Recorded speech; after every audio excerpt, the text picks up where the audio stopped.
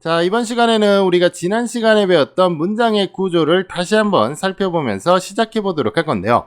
탐은 그녀에게 편지를 보냈다라는 표현을 만들었을 때 동사의 뒤에 간접적으로 관계가 있는 사람 그리고 직접적으로 영향을 받는 명사 두 개의 명사를 붙였다라는 것을 알 수가 있었죠. 그런데 여러분들 이 구조를 보면은 한 가지 궁금증이 생길 수도 있습니다. 바로 반드시 저 편지라고 하는 명사가 뒤에 있어야만 하느냐? 그렇지는 않습니다. 먼저 쓸 수도 있는데요. 이러할 때 어떤 식으로 되는지 일단 한번 편지라는 명사를 앞으로 보내보도록 할게요. 그러면 구조를 마찬가지로 그림으로 한번 이해해 보도록 할게요. 탐이 보내는 행동을 하는 것은 마찬가지고요. 이 보내는 행동에 직접적인 영향을 받는 것은 바로 편지라고 할 수가 있겠죠. 그렇기 때문에 이렇게 탐이 보내는 행동을 하고요. 편지라는 명사가 이렇게 들어간다는 것을 알 수가 있습니다. 자, 이렇게 보시면은요, 행동에 직접적으로 영향을 받는 명사가 나타났기 때문에 탐의 행동은 여기에서 끝이 난다라고 할 수가 있습니다. 자, 그런데 그녀에게라고 하는 표현을 붙여줘야 되는데 그렇다고 한다면 당연히 그녀라는 명사도 필요하겠죠. 허라고 하는 명사를 붙여야 되는데 이러한 명사를 그냥 막 붙일 수는 없습니다. 영어에서 구조상 붙일 수 있는 것은 당연히 부사는 마음대로 붙일 수가 있는데요. 그렇기 때문에 이 명사를 부사로 만들어주기 위해서 필요한 것은 바로 전치사라고 할 수가 있습니다. 그래서 이렇게 전치사 플러스 명사 형태로 갖다가 붙일 수가 있습니다.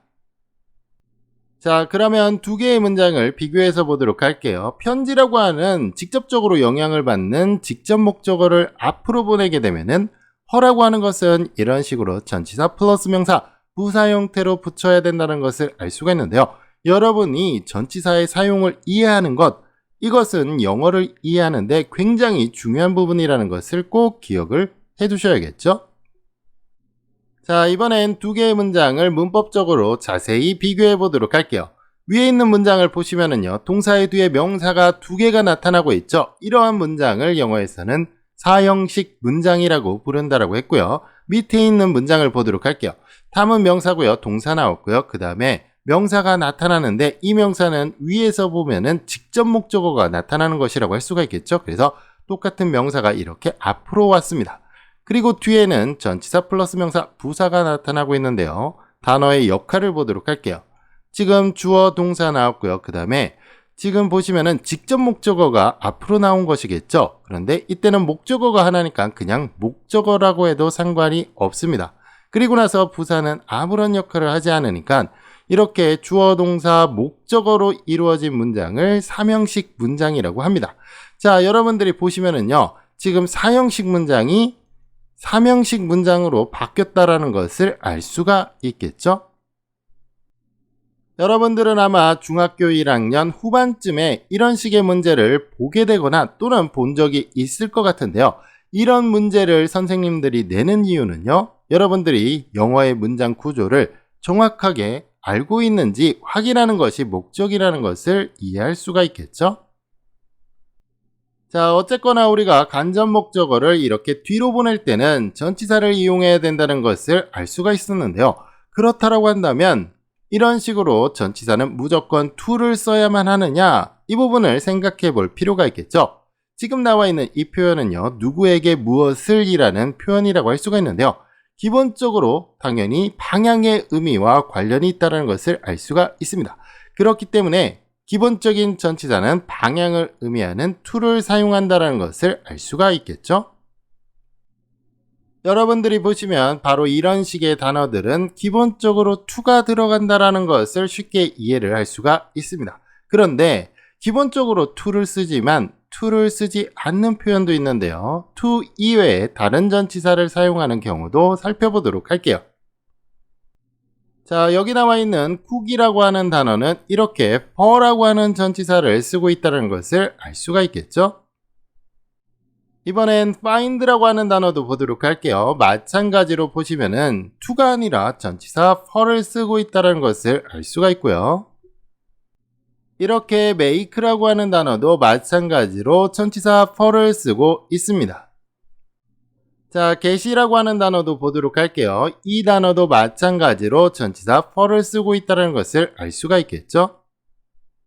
자, 또 다른 단어 by도 보도록 할게요. 이 단어도 마찬가지로 to가 아니라 전치사 for를 쓰고 있다는 것을 알 수가 있습니다.